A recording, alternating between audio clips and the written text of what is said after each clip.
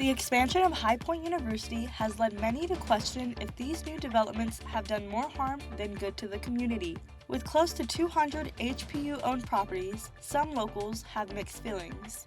Plus, a program helping the High Point community stay on top of the IRS and their finances. It takes the worry away from where do I go, what do I do?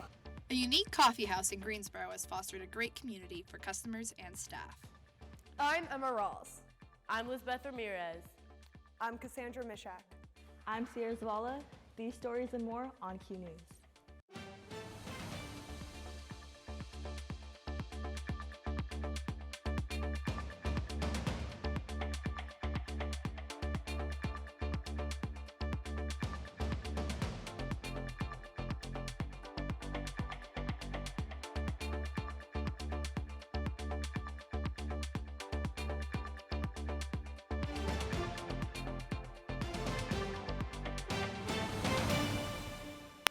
There are many new changes in the city of High Point, and locals are trying to keep up with what is owned by High Point and what is owned by High Point University. Sierra Zavala with Q News. There's no secret that High Point University has been buying out prime real estate in the city of High Point. The real question is if this is an educational expansion or a city takeover. Some locals may agree with the latter. I feel like it does affect the community a lot. I feel like there are a lot of spaces that are being taken away, hence the the wall, and people feel some type of way about that. Others look at the expansion in a more positive light. I actually really don't have nothing against it. I feel like if it's for a good purpose, then why be against it? If it's for a good purpose. As long as they don't push me out of my house, I'm great. But for the most part, teach on. Over the years, High Point University has accumulated about 187 properties in Guilford County. Some of these are empty lots, and their purpose is unknown. Other university-affiliated buildings include the new Children's Museum that was created to support the community. High Point University is bringing a lot of jobs back over here when they building buildings for the community, and I think it's beautiful. As the community adapts to new construction, HPU welcomes new buildings. The start of taxes is also a new development, and Lisbeth has the latest for those who might need assistance. Thanks, Sierra. There are many different volunteer options to help the community. Let's find out how the City of High Point is helping taxpayers this season. Tax season makes its way through the 2022 tax year. Many people are going to different tax programs to see who gives the most refund. For many, VITA Tax Service is the best option. VITA program stands for Volunteer Income Tax Assistance. So we provide tax returns that are free of charge to households with an income of $58,000 or less. Professional tax preparation costs about $250. So a lot of these households can't afford that. The City of High Point runs 8 VITA sites throughout High Point, which include the Public Library, GTCC, and West End Ministries. The service caters to different taxpayers from the community. We run the gamut. We've got 60 and up, we've got young folks, we've got single moms, we've got single dads, we've got every ethnicity coming in. Volunteers are required to take several exams to make sure they are ready to serve their community. Tax preparers and greeters gain many experiences and are able to see the need in High Point. The VITA program is really helpful for people who don't necessarily either know how to do their taxes or have access to computers or technology that would allow them to do their taxes. And so it really just lifts a burden off of people who wouldn't be able to do it themselves or wouldn't have the time to do it themselves. Many taxpayers come back to VITA year after year as it creates a sense of relief for them financially. It takes the worry away from where do I go, what do I do. It helps me know that this service is out here and the programs here that will help. Tax season will run through April 18th, and so will VITA. To sign up to become a volunteer, go to www.signupgenius.com/go/VITA Volunteers 2023. Or, if you're looking to do your taxes with VITA this year, go to www.signupgenius.com/go/HP Tax. VITA still has openings for both taxpayers and volunteers. Remember, the last day to pay Uncle Sam is April 18th. If you're into one-of-a-kind coffee with a special blend, this shop might be the one for you. Our Emma Rawls has more on the story. Emma?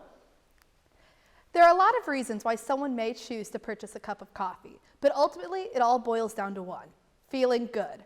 A coffee shop in Greensboro, however, has taken this feel-good mission to the next level with a caring staff and truly special atmosphere. From the outside, a special blend just looks like your average everyday coffee shop, but inside is what makes it special. Really is, I think, the one thing that makes us stand out from every other coffee shop, I would say, is our staff genuinely wants to get to know you. They're going to ask you a million questions and know your name, and they're going to remember you for next time. A Special Blend's mission is to employ adults with intellectual and developmental disabilities in an interactive community setting to enhance their lives and the lives of the community. Everyone knows their role. Each role has a job.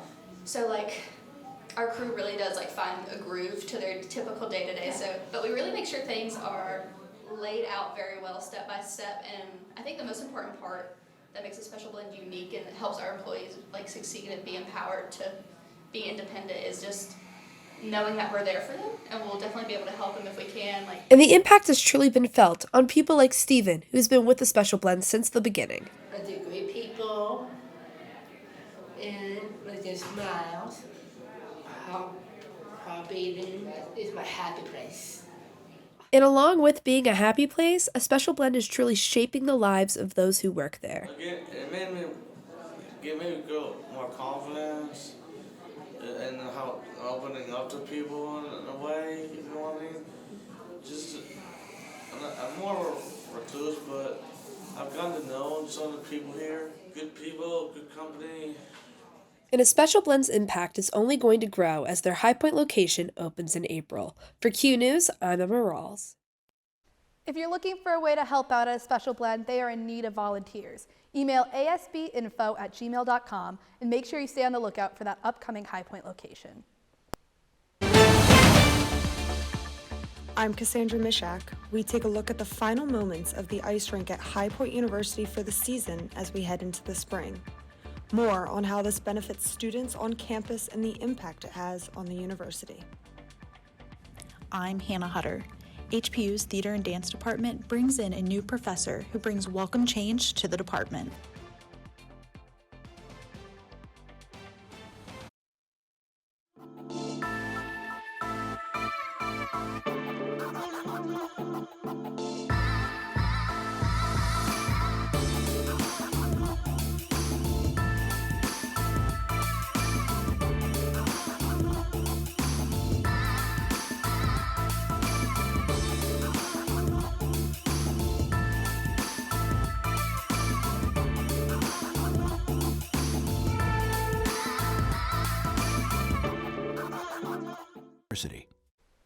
High Point University's favorite campus activity is only open for about 2 more weeks for both students and the community to experience. I was able to take a look into the positive impact it has on several High Point students. New ice skating rink has become an exciting tradition for both students and the entire High Point community. Despite inclement weather, the ice rink is open on weekdays from 5 to 9 p.m., Saturdays from 10 a.m. to 9 p.m., and Sundays from 10 a.m. till 8 p.m. The ice rink will close down for the season on February 28th. Current High Point students Bella King and Nicole Copy shared their thoughts on their favorite campus activity. As a senior here at High Point, I'm sad this is my last month to enjoy the rink before they close. I come here a lot with my friends in my downtime, and it's a great way to de-stress, especially in these last few months. As a student here at High Point, I love to come to the ice skating rink because it relieves my stress and it's a way for me to just have fun and relax. Enrolled university students in the High Point community are allowed to skate for free every day of the week by reserving a time slot on the High Point University website. Ice rink manager Harris Goldstein shares his experience. Yeah, so the ice rink here allows community members and students alike just to put on some skates, get on the ice, and just have a fun time. You get a bunch of people come every day, and yeah, it's just a shame that this is the last month. Although there are only a few weeks left to skate this season with your family and friends, the ice rink is expected to reopen towards the end of the fall semester next school year. With only 18 days left to enjoy the University Ice Rink, don't forget to reserve a time slot on the High Point University website for your last chance to skate this school year. Next up, Hannah Hutter will give us a glimpse at the High Point Theater Department's newest additions. The High Point Theater Department has been hard at work rehearsing for the spring play, Lost Girl, directed by the new assistant musical theater professor. Lost Girl tells the story of Wendy Darling after she returns home from Neverland, where she's forced to grow up and determined to get her kiss back from Peter Pan in order to move on. Not only is this show directed by the new assistant musical theater professor, Jessie Graham Gallus, but it's also directed by the first female director High Point University has seen in over a decade. As we continue to tell character stories, it's important to have different kinds of perspective. And I think that more and more theater departments are very female heavy. And so having a woman on staff and having a woman director, I think, lends an opportunity for those female students to connect in a way that perhaps they haven't gotten to or had the opportunity to.